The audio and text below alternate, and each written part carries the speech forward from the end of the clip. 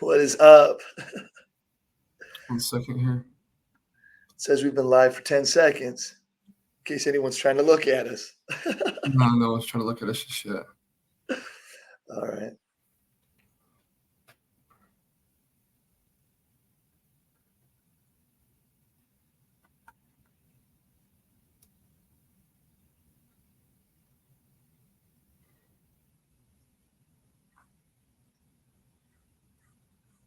Come on, Facebook. Cool. Hello, guys. Welcome back to another Invested American podcast. Super excited to be on here with you guys. A lot of good stuff we're going to be talking about today, and I'm really excited about this show mainly because we're going to have one of my dear friends, a special guest in the business that I've worked with a while now. So I'm really excited about that. Really fun.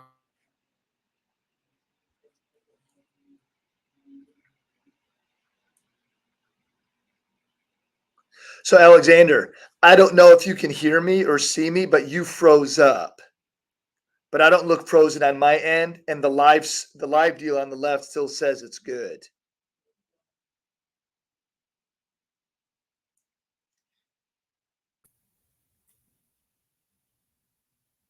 All right, you're good. Go ahead. I see you moving. Are we Something good? Something happened with the Wi-Fi. I apologize. All right, cool. All right, no worries. So I forgot where we were, but I feel like you were speaking about Collin. Yeah. I was talking about Collin, and I'm really excited that we're gonna have him on today. I didn't know we were dropping Collin just yet, but now we did, which is fine. But anyway, how did your day go, and how's your day going, and how's your week? Alex, I think we've had a fun week. Coming off of Labor Day is always a little different. I want to also say hello to everybody. And as always, every week I want to make sure I also give a shout out to Tony and Joe for allowing Alexander and I to be on this spot here in the syndicate and to have a good time. And also to my daughter, for helps us out a lot with our social stuff and our YouTube. So, but yeah, Alexander, I got to tell you, I think it's been a fun week. Obviously, it was football last week, which was fun. That all got kickstarted, and take some of that excitement and energy. I would say that coming back from the holiday, I made a few different readjustments, knowing that the week might be different. Meaning that because I knew I was losing a day, I was trying to compress, trying to see how I could get some appointments and get some service work that I had to get done in a much tighter amount of time. And I'm grateful for what happened this week, the management of my time there. But you kind of also did something different this week. Didn't you, like in your schedule too, to manipulate some differences with the holiday week? Yeah. Me, Jeff, and I, and it's been a little bit since we've been in the field, but I'm starting since open enrollment's coming. Yep. The Care United National Life, I'm starting to write more of them, and for me to write more of them, I really need to be in the field. So I've been more field work, and then honestly, a really big one this week that all you guys really like. Me, Jeff, and I were in the field. We were knocking doors all day. We were kind of getting stumped all day, and it was one of the last houses that we were knocking by, and Jeff's like, man, we got to go see this lady. And then we go see this lady, knock on the door, lets us in the house. Then hour and a half later, she's in tears, just crying because we helped her out with getting her an immediate death benefit plan. And absolutely, she was paying crazy amounts of money on life insurance before, and she was just so thankful that we came by, and how it was just a God thing that we were able to sit there and be there for her and do that for her. And what was really cool about it as well is she was paying, me and Jeff didn't just help her out with one policy, we helped her out with two, because she was paying $100 to McAllister Funeral Home for a plot, not a plot. It's just some land for her to get buried in. Okay. And what ended up happening with that was we were like, well, ma'am, how would you feel if you could spend another $100 a month and have another $15,000 worth of coverage? And then when you pass away, your son can go ahead and take that 15 grand to the funeral home, which is not going to cost him 15 grand to have a little piece of land and put her in the ground. It'll cost her, maybe 6 or 7 grand. But instead of paying that $100 a month, just go ahead and get the life insurance policy, because now your kid's going to have money left over too, right? because she's already got like a life insurance policy that she had when she was Sure. 18. That's like 16,000 or something. So she had policies all over the place, but we kind of painted the picture like we talked about last week, showing the client from their point of view, what they want to see, not just about what you want to see, because as agents, we always do it from our point of view and how we want to sell them or help them or whatever it is. Yeah. And we explained to her saying, hey, you don't have to pay that $100 of funeral home. You can invest this in a life insurance policy. So we did that along with saving her money on her other life insurance policy. So honestly, it was a really big house.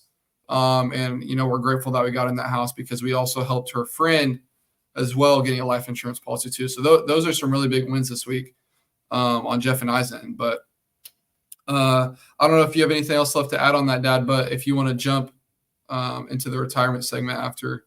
Yeah, absolutely. Let's jump into it because I know we want to get to our guest as well today. So, we've taken this portion out here of the show and just going over some specific retirement stuff that we just want to share with people today. If you're out there and you're selling insurance or you're in the retirement space specifically, or you're doing seminars, or you're meeting a lot with clients and you're talking about fixed indexed annuities, or you're talking about IUL products, some things that, we're just going to share with you this week. And maybe it can give you some things to help you out with your next opportunity with the next person you meet with. First and foremost, whenever you're sitting down with clients, we're going to talk about two major things today. We're going to talk about one, self-care during retirement. Self-care. And I know that sounds kind of, what do I mean by that? And I just mean mental health. I mean any sort of good, healthy well-being. It might be exercise. It might be counseling. It might be whatever it would do to help better and complete your opportunity, better and complete you as a person, whatever that looks like. And I think that we don't talk enough about people's mental health or their self-care of making sure they're good emotionally. I think that's an important topic to be discussing during retirement and making sure people are allotting for that. And what I mean by allotting for that is that also costs money. All these things cost money. And if you really sit down and talking retirement with people on what their expenses are and what they've got going on, I think self-care, mental health, all that stuff has got to be discussed in the retirement process. Thoughts, Alex? Something you want to share about that? I love that. I think the insurance industry in itself and our clients, what I see time and time again is that they are really lonely. I mean, not everybody, but people get really, really lonely and they just want someone to have to hold them, to just hear them out, just to be a friend, honestly. I'll see that in the homes and I recognize I'm like, this client really just wants me to be their friend. I can tell with how they're keeping me in the house. Like they just start, once we're done with the presentation, I help them out. They just start honestly just having normal conversation, like wanting me to stay in the house. And I recognize like this person really wants me to be their friend, which I always want to be all my clients' friends, right? That's how you started out with them. And I find it really cool because I'm such a want to help somebody person. And I always want to be there for somebody as much as I can help them. And to see someone that actually wants to listen to me and be my friend, and so they don't feel as lonely, it makes me feel good too, because I'm getting to help that person out. That's right. That's right. Yeah. So on that point, that's probably the biggest thing when I think of self-care for a client. Yeah. I love the word you used, loneliness. I think that's powerful. Yeah. And there's a reason why there's a direct relationship with two people who have been married for such a long time, and one of them passes away, the other one passes away within a year's time.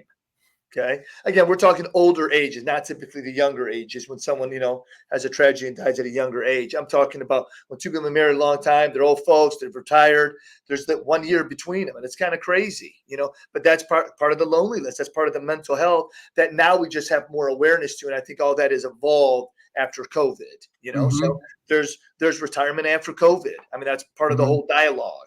And you think of self-care, like we had the lady that came into the office that we had an appointment with. Yeah. Julie, I believe. And her husband had just passed away. Yeah. And when things like that happen, people make, I guess you would say maybe impulsive decisions, making the wrong decision on something with their retirement, jump to this, jump to that, just because someone's telling you to do this may not be the right thing. So when you talk about self-care, that's really important too, because we don't want the client to make the wrong decision just because something bad happened in their life. You know what I mean? So you want to make sure you have order in your life before you make a decision that could change your life. Right. Absolutely. Good. Wise, Alexander. Yeah. Yes. But good morning, Lily. Good morning, Adam. Last night I was actually playing Xbox, and sidebar, but I was playing Xbox and Adam invites me to the party. This is like at 1:00 in the morning. Because I was getting ready to get off. I was like, dude, I'm done. Adam invites me to the party. He's like, dude, what are you doing up so late? I'm like, dude, what are you doing up so late? That's great. I love that. Yeah. That's good. That's good, Alex. Yeah. Right. Anyway, on the next point of I know we wanted to talk about goals with. Yeah. So then, the other piece I want to hit on when it comes to back to focus on just another piece today.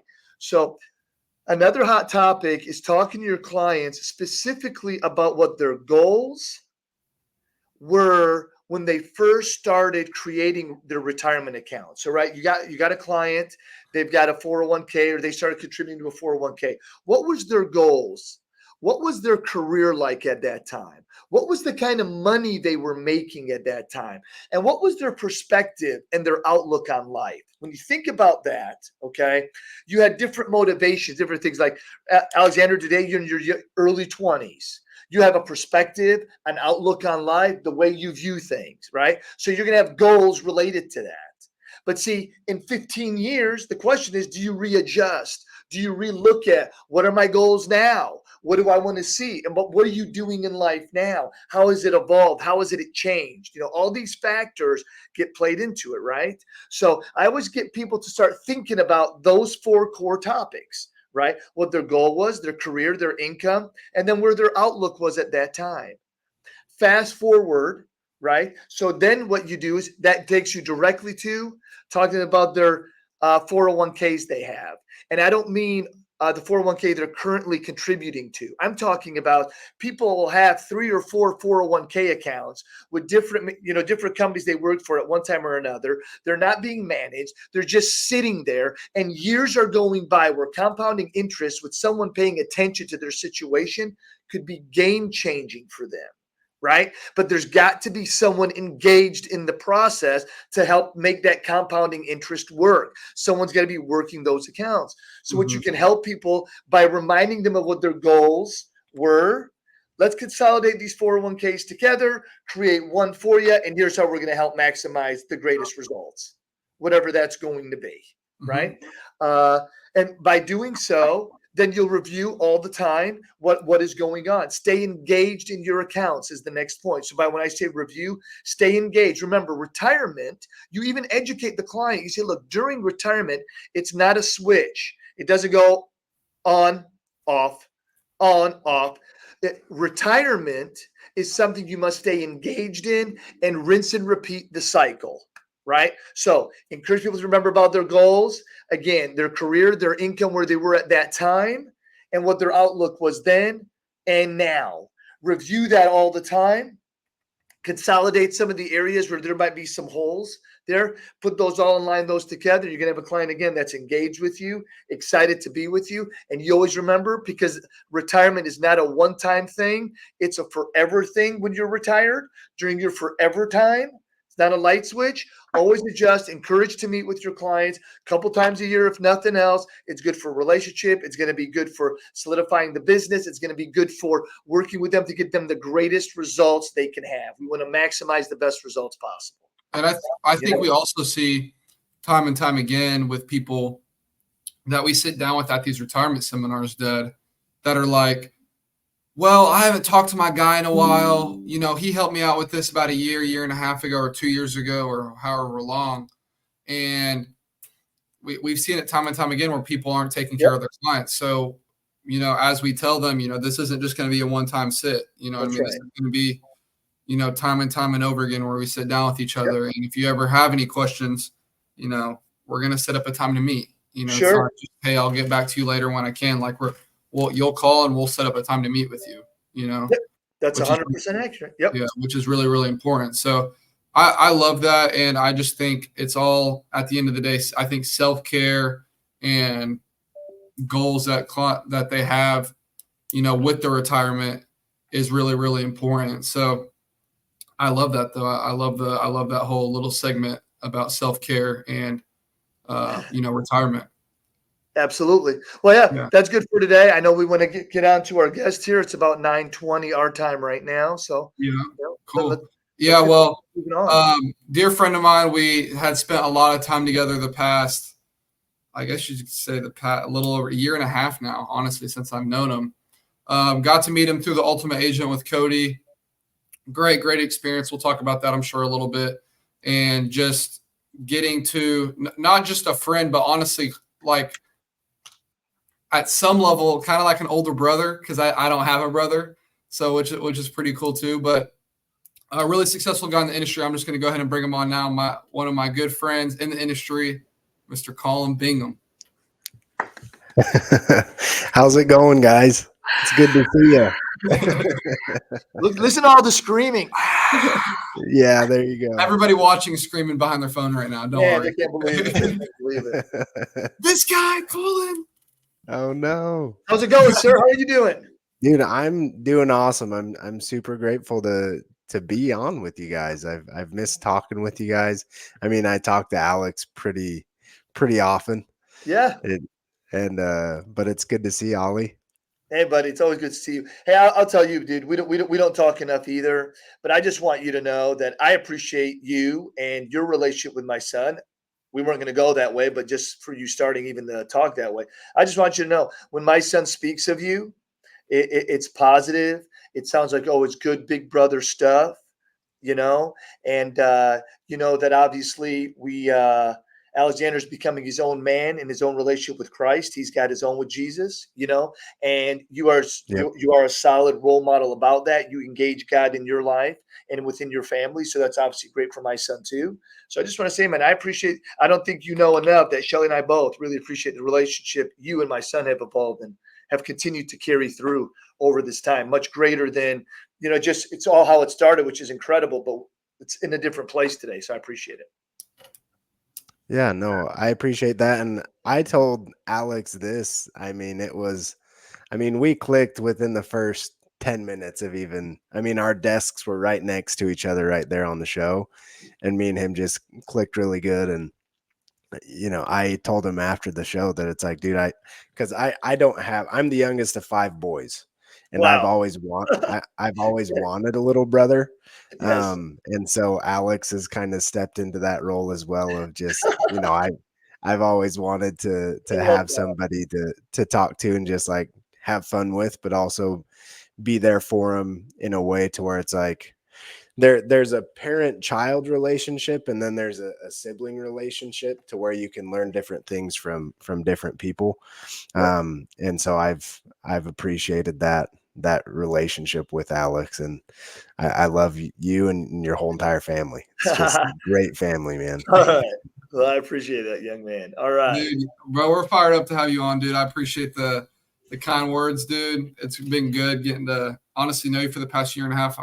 I've said, Dad, and me and Collin have talked back and forth, and I was like, Collin, dude, no matter what it is, whatever the situation may be, at some point in the future, dude, we got to do some type of business together, something. Love Yes. that. I don't care what it is, dude. It could be pest control. Yeah, all right. Yeah, whatever.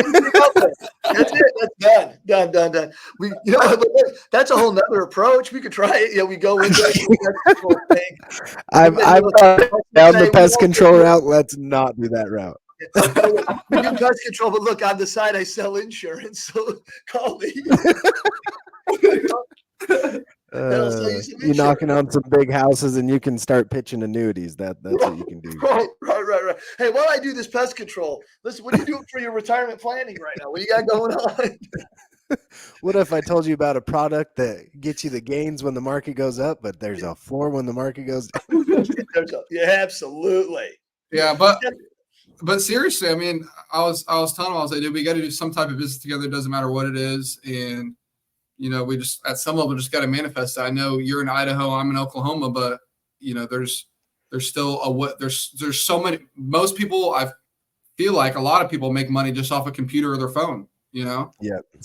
There's a lot of virtual money that you can make. And I don't think people take advantage of that enough as well. Like what we do or majority of people in the insurance industry, we're making literally money off our phone and our computer.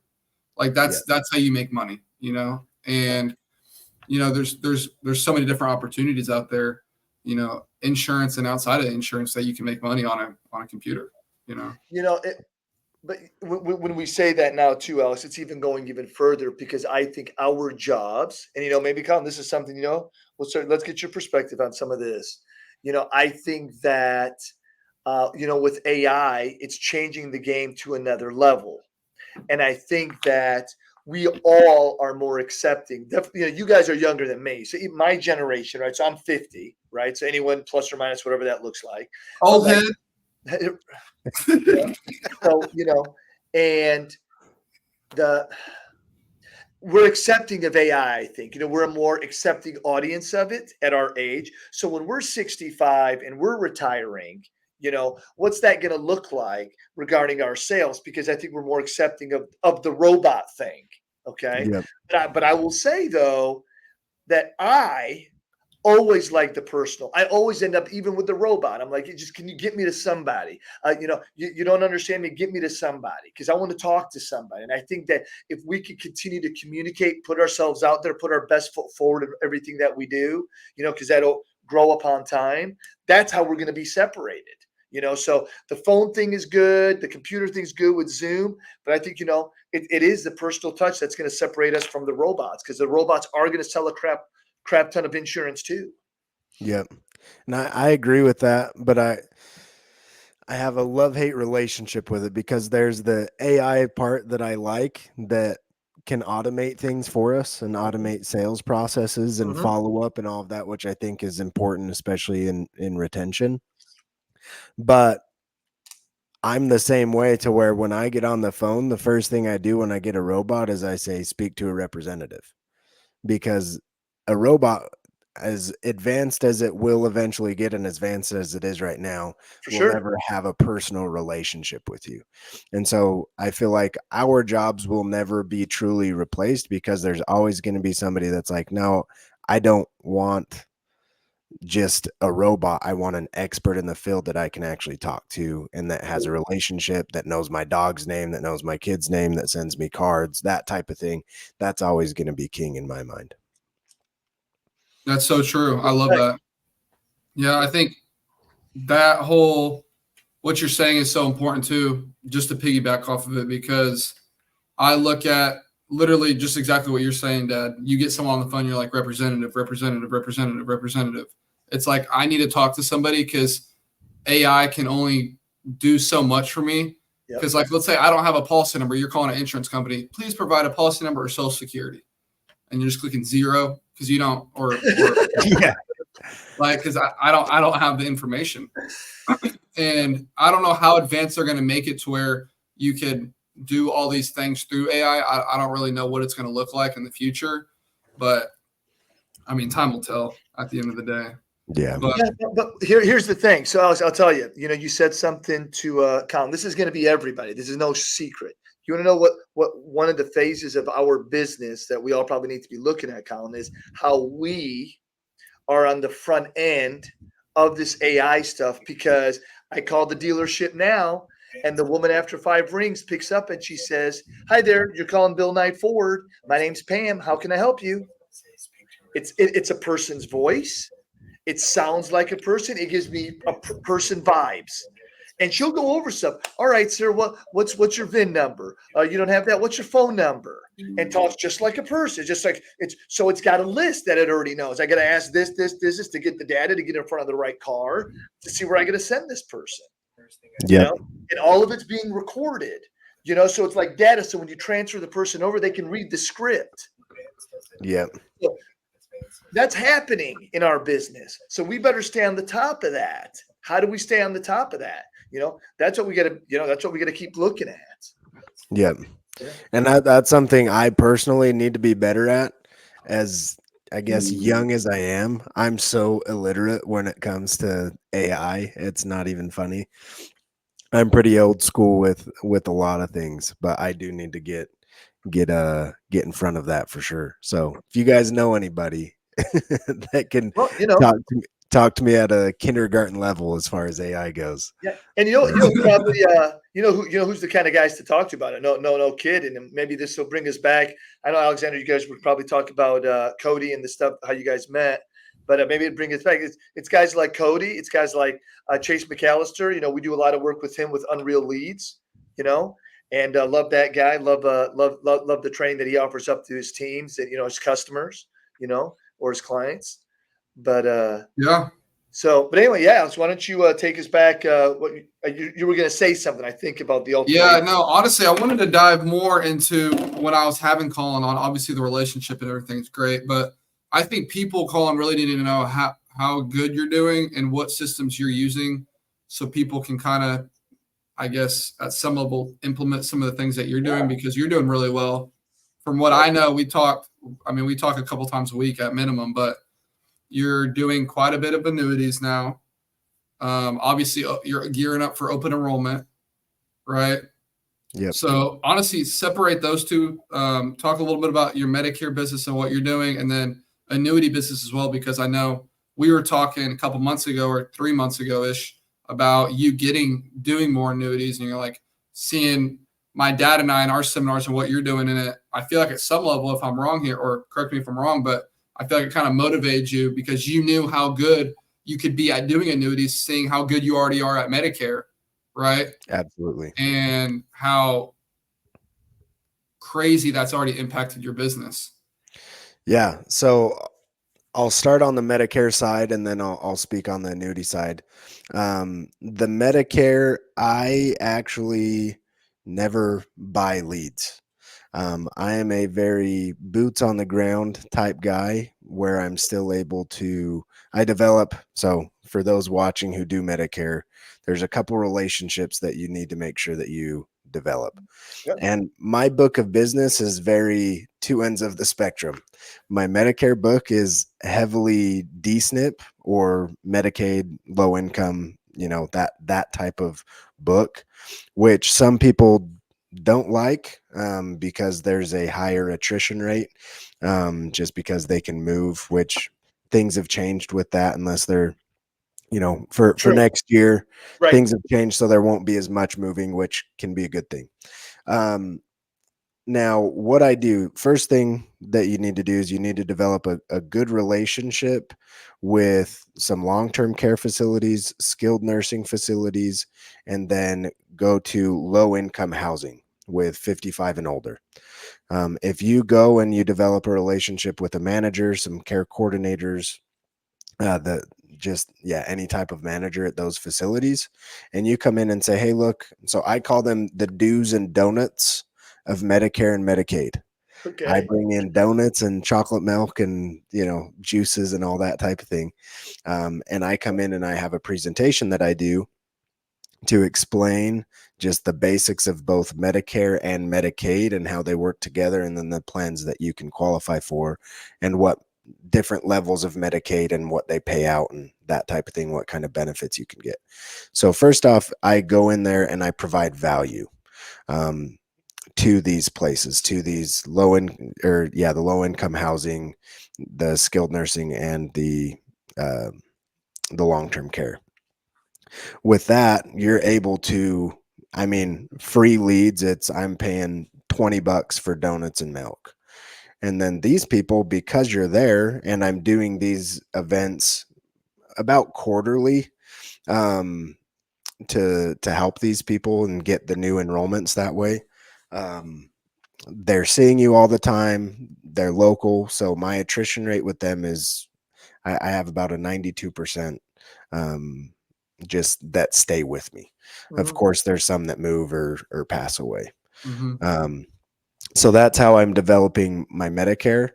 And we're doing about anywhere from 20 to 30 apps a month with that, which is good. It's not great, but if you can do that consistently, you're building your Medicare book throughout the year, and it takes some pressure off to not have to have a humongous open enrollment, right? So you're building your residual every single month by being able to do that. Now, with the changes being made with not being able to move unless you're fully enhanced Medicaid this next year. Every quarter, I'll see about changing, what I need to change that way. But also with those skilled nursing and the long-term care, when somebody enters one of those facilities or they leave a facility, they have an open enrollment, uh, a special election period for them that you can still Yep. switch them. So that's why it's important to have those three. So So, those are the three relationships that I would look at that way. so Um, before you jump to the annuity, and I don't know what else you had to add, Colin. I don't mean to cut you off, but a I know question I you're good. had: I've never gone into a skilled nursing facility or assisted living home. I've been in these to, if I had an appointment or I went to go knock on a couple doors in there because I had a client or a former client or whatever. But I've never been in there to go talk to the manager direct. Would you encourage me to go in there? Because I'm open to it. I mean, I'll do anything. Yeah. Because open enrollment's going around. I want to write a ton of MAPDs. So would you encourage me to go in, introduce myself, say hi, hello? I work with a bunch of neighbors out here. Let's say I'm in Claremore. It's a city by Tulsa. I'm in Claremore, and I help a bunch of people out with different types of insurance products, Medicare products. I'm sure a lot of these people on an Advantage plan. And I would love to do, honestly, just bring, coffee and donuts and have just have a time to maybe host, I guess you could say, a little class for these people. I would call it an education. Your main focus with these guys, you'll get shut down real quick if you come off saying like that you're going to sell something. Yeah. The main thing you want to focus on is, Yep. hey, look, I was just here helping out Miss Sally. The reason why I had to come out here was because somebody had switched her plans to a plan that wasn't the right one, or whatever it is that got you out there. And you say, I focus on making sure there's a lot of moving parts, as you probably know, to Medicare and Medicaid and how they work together.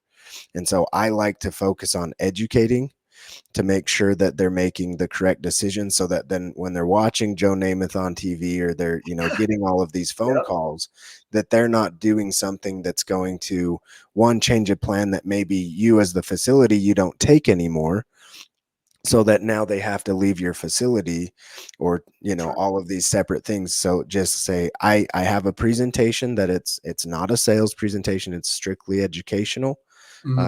To where I come in and I educate on the basics of Medicare and Medicaid. I'll bring in some donuts and some coffee, and then you just ask, would next week or the week after work, and then you Okay. just get on the calendar. So Cool. and then what I've learned is when you do it at one location, they're in a network of usually apartment complexes or facilities that's all under the same management. And then it's super easy to get into the next one. So you really just need to get into one, and then you'll get into the network. Gotcha. Okay. Cool. Real quick here, shout out Joe. I appreciate you. He said, good to see you, Colin. Good to see you, Joe. Well, I can't see Appreciate him, but good to hear from you. Thanks for hopping on, dude. But yeah, Colin, real quick here, and I just want you to jump to now what you're doing business wise. Obviously, you're still doing Medicare, but you've transitioned. I noted still doing final expense, but also doing annuities. Yes. Yeah. So I've transferred when I heard, we've been talking this whole time, and I've heard about some an annuity business you guys been writing. You guys are killing it in the space. And so I wanted to get into doing some of these seminars. And so I actually got connected with somebody out here in Idaho. His name's Ryan, and he owns Annuity Fundamentals. He's basically an annuity trainer, super good guy, writes a ton of Perfect. business. Yeah. And so I did a class to be able to understand, first off, annuities, but the class is basically for Medicare agents, how to sell and how to present to your current book of Great. business, or it's called an annuity tee up, how to tee up annuities when you're sitting down with a Medicare client. And so the biggest thing that I took away from him is having an actual process that leads it.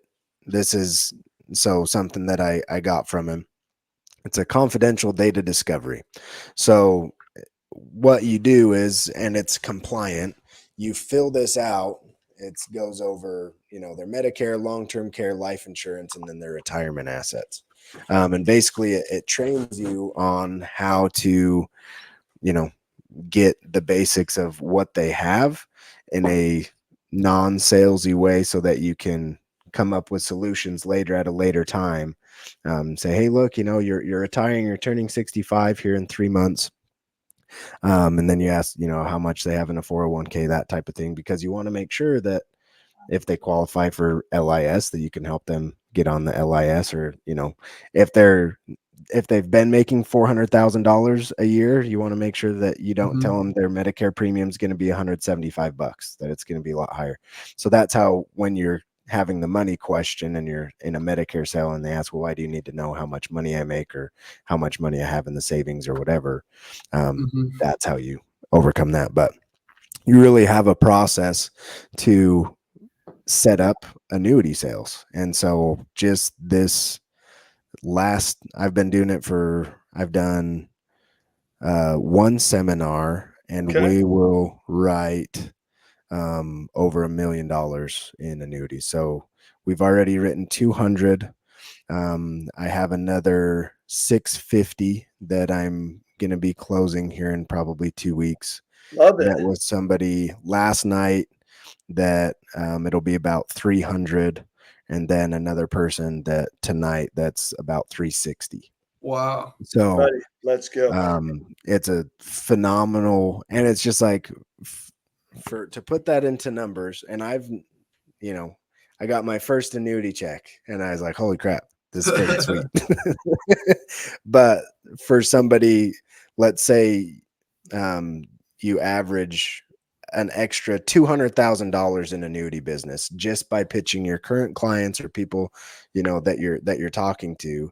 If you're at a, you know, 6.5%, you know, commission, that's 13 grand in commissions just by getting a $200,000 annuity, rolling over somebody who, you know, is retiring, and you roll that over into a MIGA or whatever, you know, an Sure. FIA, whatever's best for them. So, Dude. You know, buddy, I'll tell you, I love it, because I will tell you that the first probably 12 years of my insurance career, okay, and I got involved. I learned about Medicare, and I did all that kind of stuff when I first started. And then, and that's what happened. My mentor, the guy that brought me in the business, you know, the needs assessment was set up in a manner, right? It's general information. Then it went into Medicare, and then it went into hospital indemnity stuff. Then it went into final expense and life insurance and stuff regarding that area. And then it went down to some of your financial stuff. And it wasn't deep. It wasn't profound. It was just the ABCs of some of their finances, right? And all it Yep. did is it kept building up things. So then when you're working with it, you start from the beginning. Then once you fact find, then you go back. Okay, let's talk about your Medicare. And you start, you know, massaging that and start serving them in that area. And that's how I got good at doing this. And it's funny just listening to you talk, because I feel like that's where you're rooted at. You're just saying, man, Yeah. we're just going to show them we do the whole, you know, the whole colada of it. We do the whole thing, Yeah. A to Z, when it comes to retirement. And that's awesome, because that's when Alexander and I do the seminars, that's kind of part of the thing. We say, listen, we're here to talk to you about retirement, talking to you about the opportunities of what you can do, you know, but we're also working with the firm too, right? So we do also, you know, the opportunity for assets under management, you know, Yep. as we continue to move forward, you know, on getting our securities license, you know, so that we talk about all that stuff to really have the whole thing there. Just opens up opportunities. And I'm so pumped to hear the story about it for you. Yeah. Great, dude. Yeah, no, thank you. Yeah, it's really exciting. And for any agent who, like, the one piece of advice that I could give is don't be so tunnel vision. Like, get really good at what you're good at, or get really good at one thing and then branch out. But Yeah. what you really need to do is you need to have some sort of fact finder to where you introduce yourself. And so I'll just kind of go through real quick, and I'll just Love it. role play with you guys of just like what I do when I sit down with somebody. So I sit down with somebody, you know, we you know, build a relationship with them, talk about their kids, you know, what they do for work, that type of thing. So that's already done. Yep. And then you hand them your card and you say, hey, so again, my name's Collin Bingham. The name of my company is Ready, Set, Retire. I grew up on a farm just out here west of Blackfoot. And that's where I learned the value of hard work but also doing the right thing for people. And so I've moved that into my work now to make sure that I'm always going to do the right thing for you, but also protecting your hard work. And there's 4 core areas of retirement that I work in. The first one is why we're meeting today. It's Medicare. A lot of people that we meet with, first off, they know the basics, but nobody has ever told them anything about it to where they can actually make an educated decision. I love helping educate those who are going on to Medicare to make sure that you're comfortable and make sure that you're in the right spot for you. Second is asset management or asset protection. You've worked super hard to make sure that you've stored some money away for this time in your life to for retirement, to make sure that you've got that. And so not everybody needs my help with this, but it's something of protection and safety for my clients that I'll talk to you about today as well. Third is life insurance. Sometimes it's a big policy that somebody needs to pay off, some debt or to leave an inheritance, but more often than not, it's just a cremation or burial thing that we can just help you out with. And last is estate planning. A lot of people need some wills and trusts. They don't have them. I have access to a relationship here that can get you those documents, for half the price, and just make sure that when you pass away, your things are in line, but also if you become incapacitated at any time, you want to make sure that your kids or your beneficiaries have access to be able to make the decisions that need to be made. And so is it okay if I ask you those questions about those 4 areas today? And then they say yes, and then you just go into it. Right. So, Hey, but this is from the training that you recently just had? Did you yep. start doing this? Okay.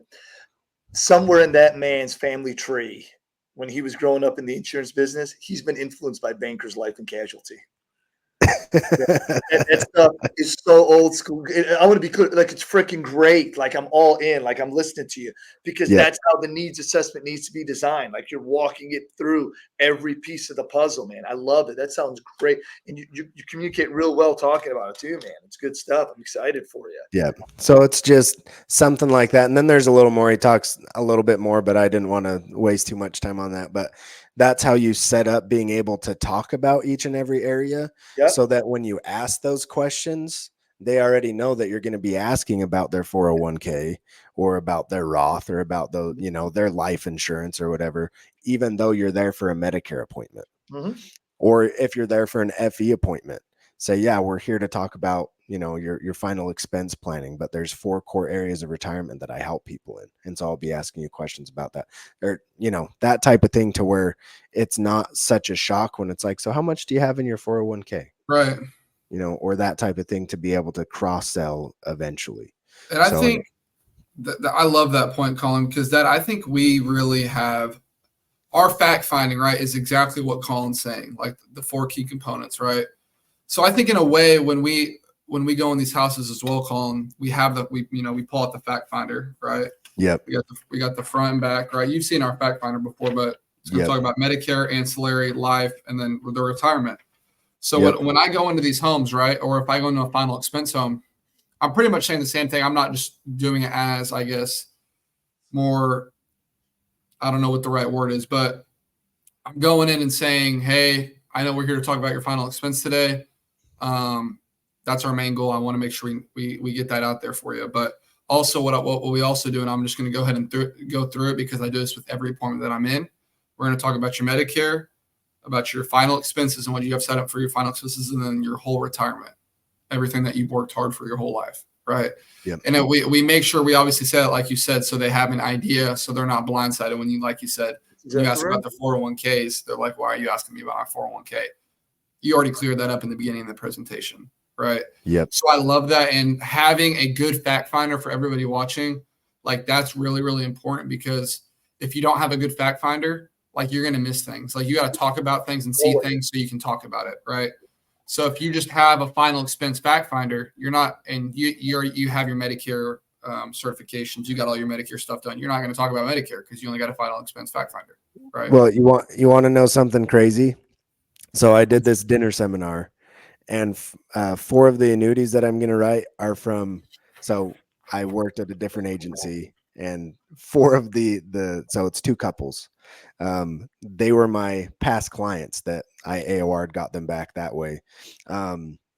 But they were people that were my clients already, that now 3 years later from the first time I helped them get onto Medicare, I'm now writing them an annuity. And Man, that's great. it's because I wasn't doing any type of fact finding. I was sitting down and I was tunnel vision, getting super stoked about a new to Medicare $611 when I was missing out on $750,000 in annuities. And it's just Yeah, like, it is, buddy. But just remember, it's actually pretty amazing, because you also weren't ready. You yes, weren't mature absolutely. enough. You know, you weren't mature enough to talk that business or had the circle around you to help serve the people the right way. In a lot of ways, it's good. You got in, and with Medicare or final expense, if you make a mistake and we catch it fast enough, we can resolve the problem. You know, you make a mistake with someone's money. Look, and it's not about if they have 100,000, $1 million, or 25,000, because it's their money. You know, Yep. and if you're going to work with somebody on their money, you want to be sensitive. You want to be understanding. You want to show compassion, and they better believe that your intentions are to help them. Like when I Yes. go over an illustration, dude, and I talk to them about it, like they believe I believe. They don't believe that I'm just selling them something that's, oh, I hope this thing works. No, man. I Yeah.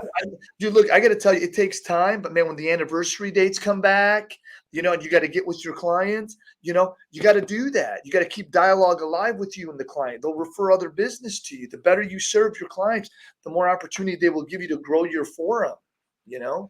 1,000,000%. I love that. And I love that point out as well, but we have a hard stop here for Collin at 9:50, which is our time here. So Collin, dude, we really appreciate you coming on the show, dude. Lots of good stuff, guys. If you're just now jumping in, please go back, watch. A lot of good stuff Collin had dropped here for us. Collin, I really appreciate you coming on the podcast, dude. How can people reach out to you real quick on social wise? Yeah, just reach out to me on Instagram. It's just Collin T Bingham. That's my Instagram handle. Shoot me a DM. I'll text you my phone number over. And yeah, just feel free to reach out. Ask any Cool. questions you want. I'll be more than happy to help. Cool. I appreciate it, guys. Please like, share, and subscribe. We're going to push all these out to our YouTube, like we said, at The Invested American. So, guys, please like and share. Dad, anything else quick to add here before we? Nope, that's it. Let's wrap it up. Go ahead. All right. Yes, sir, guys. We appreciate you guys. We'll see you guys back next Friday for another great show. We appreciate it.